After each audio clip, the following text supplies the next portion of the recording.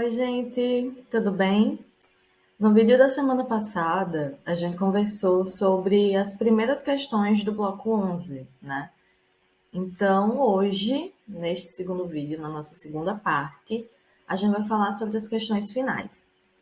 Nas últimas questões, há algumas perguntas sobre interpretação de texto. Então, é aquele mesmo nosso raciocínio de vocês prestarem atenção, lerem novamente o texto, se tiver alguma dificuldade, anotar, grifar, pesquisar o significado de alguma palavra. No geral, essas questões de interpretação de texto são voltadas ao que aconteceu em um determinado texto, então é só ler com um pouquinho de atenção. Mas tem algumas outras questões com conteúdos mais específicos. Que conteúdos são esses? São os conteúdos sobre verbos. Para lembrar um pouco, os verbos são aqueles elementos da língua portuguesa que indicam ação, estado da natureza, algum fenômeno, enfim. E eles estão associados a o que faz ou deixa de fazer alguém ali. Pode ser o sujeito, pode ser algum outro agente.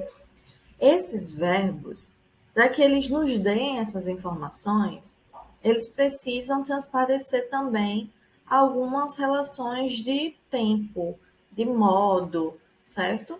Hoje, a gente vai se dedicar a comentários sobre os tempos. Em um primeiro momento, isso é bem fácil.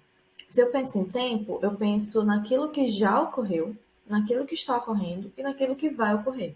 Então, eu penso simplesmente em passado, presente e futuro. É o básico, é o desdobramento natural que a gente tem na nossa vida. Notem que todas essas relações de desdobramentos de tempo, eles estão relacionados a como a gente deixa claro as formas que o verbo está tentando representar, as informações que ele está tentando representar. A gente tem, em relação ao tempo, algumas representações desses fatos.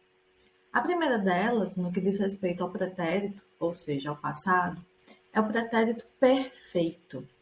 O pretérito perfeito diz respeito àquelas ações que aconteceram em dado momento e foram finalizadas naquele dado momento. Inclusive, aqui do lado tem um exemplo sobre isso. Não é? Percebo que quando eu digo jogou, a pessoa jogou aquela vez e acabou.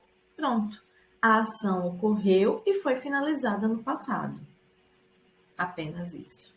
Certo? Percebam agora que neste novo exemplo aqui do lado, a coisa mudou um pouco de figura, né?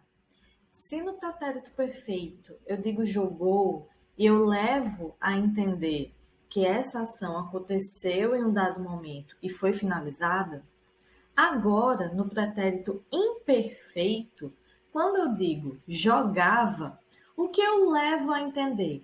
Que havia uma repetição nessa ação.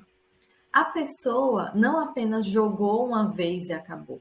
Ela tinha uma frequência. Essa ação se repetia ao ponto de virar um hábito, uma rotina.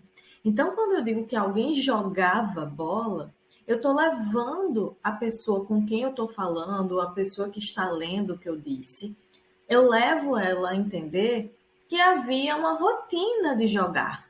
Né? É essa a ideia do pretérito imperfeito, é o levar a informação de um hábito, de uma rotina no passado. Vocês lembram que eu falei que há possíveis vários desdobramentos de tempo, né? Porque isso acontece na nossa vida. Um desses possíveis desdobramentos de tempo é justamente essa ideia de ordenamento. Há mais de uma ação que aconteceu no passado e eu preciso fazer com que o meu leitor ou com que o meu ouvinte entenda que uma ação aconteceu antes da outra. Para que eu tenha essa informação clara de que há um passado mais antigo que o outro, eu tenho o recurso do pretérito mais que perfeito.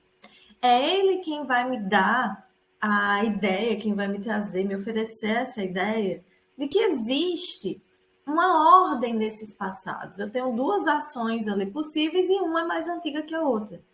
Veja nesse exemplo aqui do lado que quando eu digo jogara, esse jogara está entregando para o meu leitor a informação que este é o passado mais antigo em comparação ao outro do período.